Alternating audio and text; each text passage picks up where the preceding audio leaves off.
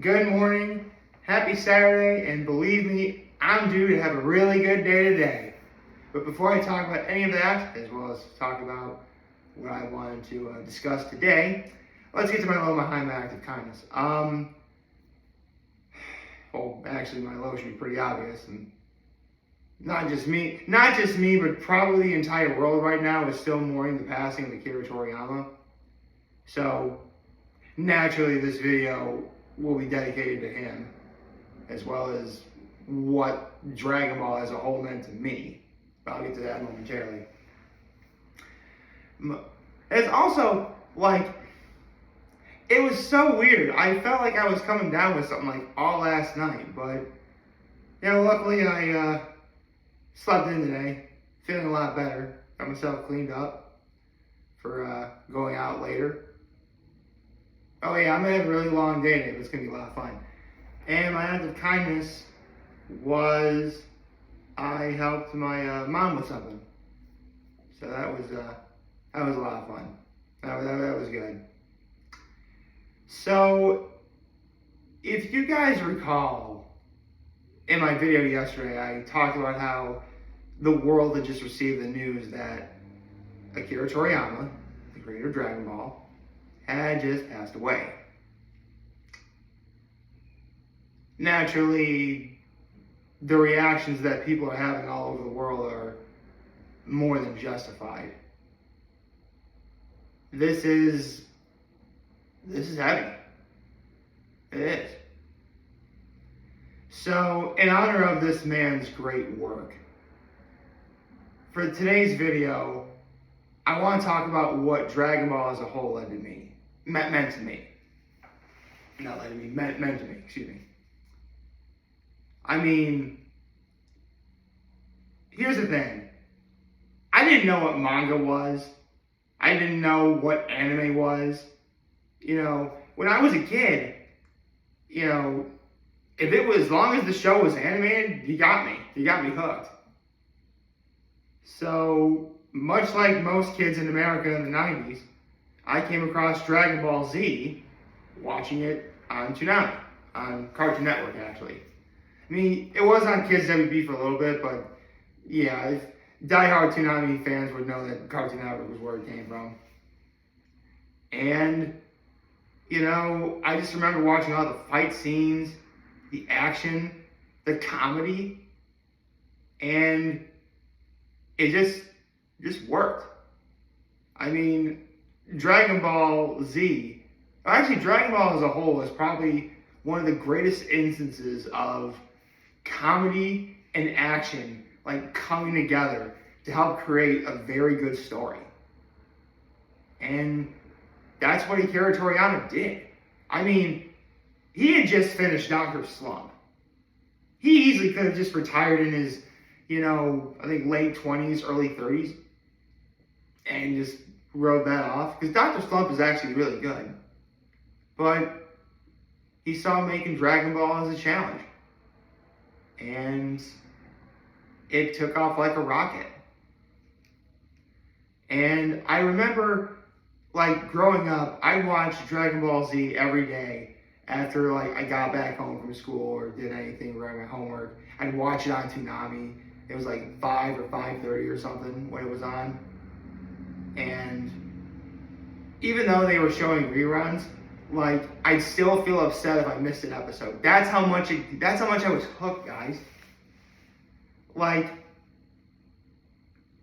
was so hooked. I mean, if you grew up in the 90s like I did, then you know of the Ocean dub.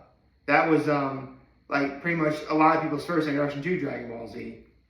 And where the legendary meme, "It's over 9,000!" That's where it came from.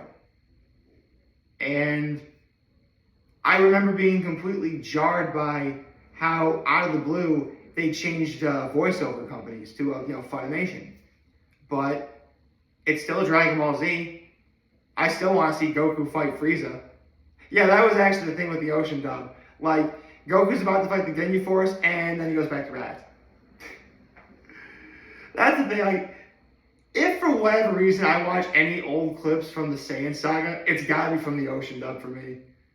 Just seeing Brian Drummond hamming up as Vegeta, because Brian Drummond is a great voiceover actor. He is.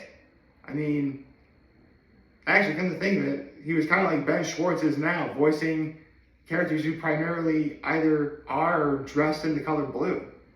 Oh yeah, Brian Drummond was like, probably one of the most famous voice actors for Sonic the Hedgehog. If any of you played the Sonic Adventure games, that was Brian Drummond. Anyway, I'm getting sidetracked. And I remember watching Dragon Ball Z, and here's the thing. Like, from K through 6th grade, I went to Catholic school. It's about the most preppy, non-violent kind of environment you could imagine. So, no one ever talked about Dragon Ball Z. I mean, they talked a lot about Pokemon, but, it was Pokemon, a bunch of cute creatures that are fighting each other. Yeah, it's weird. Like, cute creatures fighting each other is okay to talk about in Catholic school, but not two guys fighting? I don't know. You have to understand, like, the 90s and early 2000s was a much different time than it is now. Anyway, but, like, no one talked about it. I thought Dragon, like, not just in elementary school, all of middle school, all of high school. I mean, I didn't find anyone who was interested in anything Dragon Ball related until I got to Trinity Pauling. And my roommate talked about how much he liked it. And, like, I thought this was this, like, secret thing that, like, oh man, this is so cool. But if people find out I like this, they're going to think I'm weird. So I gotta keep it to myself. It was definitely a lot like that with Pokemon, too. Holy cow. But that's a good thing about being a 34-year-old grown adult. I can like whatever I choose to like. So, yeah, I like Pokemon. Yeah, I like Dragon Ball. You kidding me? I mean, and don't get me wrong, I'd seen several other anime before. I mean, I remember getting up at like 6:30 in the morning, and my brother and I would watch like Sailor Moon. I remember getting up like super early, like before 7 o'clock, so we wouldn't miss the latest episode of Pokemon. I remember watching like the old Mega Man anime, or like Monster Rancher. Like, I saw all that stuff. I mean, I didn't think much of it. It was just something animated. And remember, if it was an animated show, you already got my attention. So, without even realizing it, I became more and more engrossed in, watching and loving anime. And I don't think any of that really happens without Dragon Ball. And keep in mind, I'm just one person. All around the world, like, the presence and impact that Dragon Ball has had is mind-boggling. I mean, several years ago, it created a diplomatic incident between Japan and Mexico, where like thousands of people were gathered together watching the finale of Dragon Ball Super on a giant screen and cheering and having a great time. I'm like, no show has ever done that. I don't think any other show will ever be able to do that.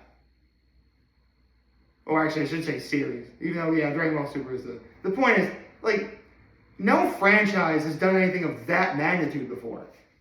But that's just how great of a story Dragon Ball is. Everything Akira Toriyama put to paper, even with all the editorial mishaps and, how grueling of a life being a mangaka is, he still gave us a hell of a story. A story that has transcended several generations at this point. And not to mention, like, when I think about it, this might be the first series I ever saw where throughout the course of the series you actually see this character grow. like grow up into an adult. Because you have to remember, like, yeah, we got Dragon Ball Z in the 90s, but most people don't even realize that was like, there's a good 40% of material from the series missing, you know, when Goku was a little boy.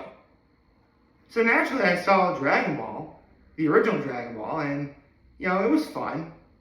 But here's the thing. I'm sure there's some people that would watch, like, Dragon Ball Z first and probably saw, like, the original Dragon Ball afterwards and be like, yeah, this is good, but, like, it's not really that sort, like, and the action sequences are great, but it's nothing anything Z does. That's the thing, though. All those fights that Goku does in Dragon Ball, that's when he's a kid. When he's an adult, that's when he does the whole flying and the energy ki blasts and, you know, the Kamehameha. Well, actually, the Kamehameha in the original Dragon Ball. But its presence was more impactful when you got to Z.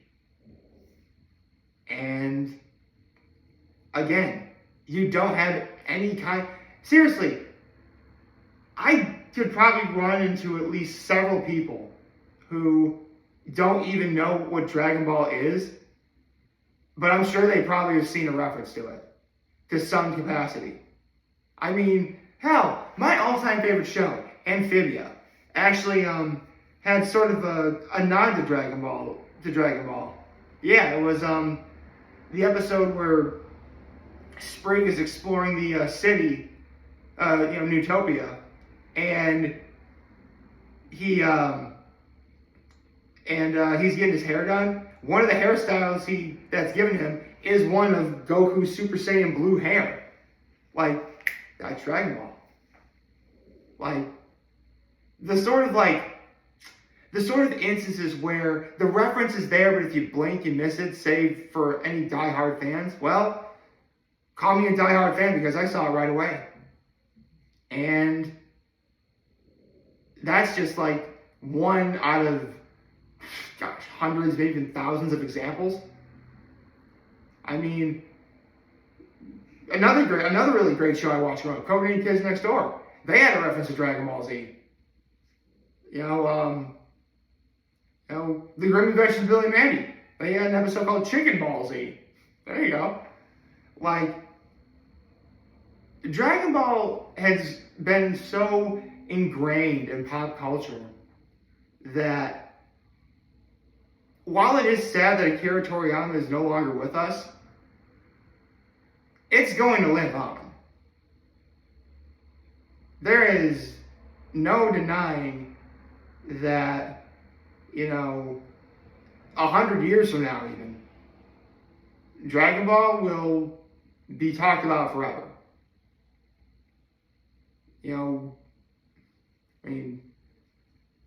Personally, and actually, that's another really cool thing.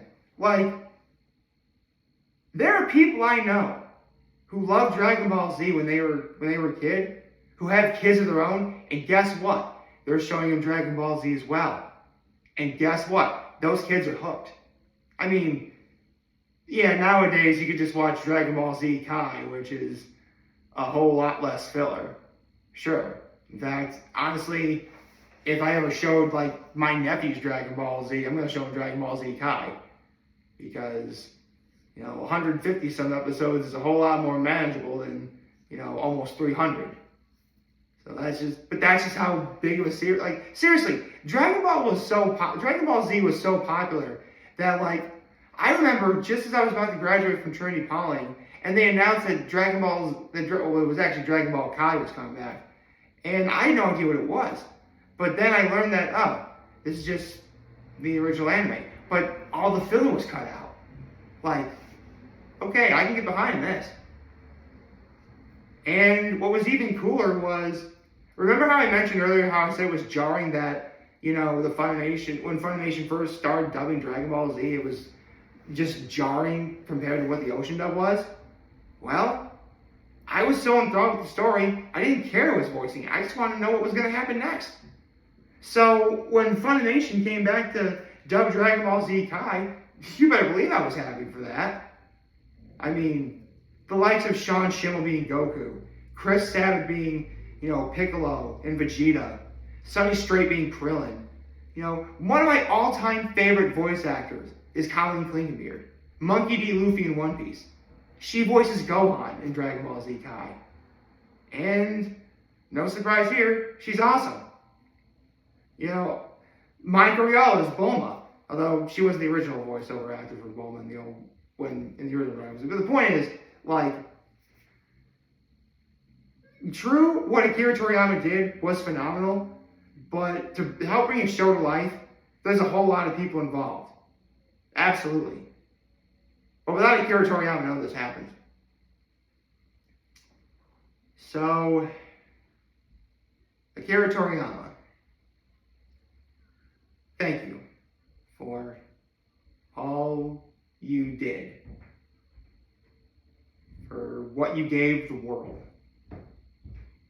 Not a day is going to go by where Dragon Ball will ever not be talked about. It will live on forever and ever and ever. And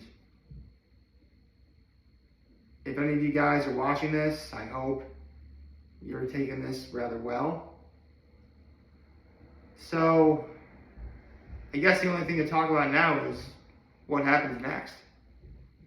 I mean, Dragon Ball Daima is coming out, and that's going to reintroduce Kid Goku. That should be interesting. I'm actually really excited to watch that. There's also, the manga, the Dragon Ball Super manga, that's going really well. But as for what I would like to do, I think I'm probably going to, at some point I would like to bring back the Arc Thoughts videos that I did. If you guys remember, I did Arc Thoughts for One Piece. I think I might do that for Dragon Ball, and by extension Dragon Ball Z. And maybe even Super. I don't know. I'll have to think long and hard about that. So, that's what I would like to do. I don't know when I'm going to get around to it. And obviously, that's how sad the passing of Akira Toriyama is. Sirens are going off.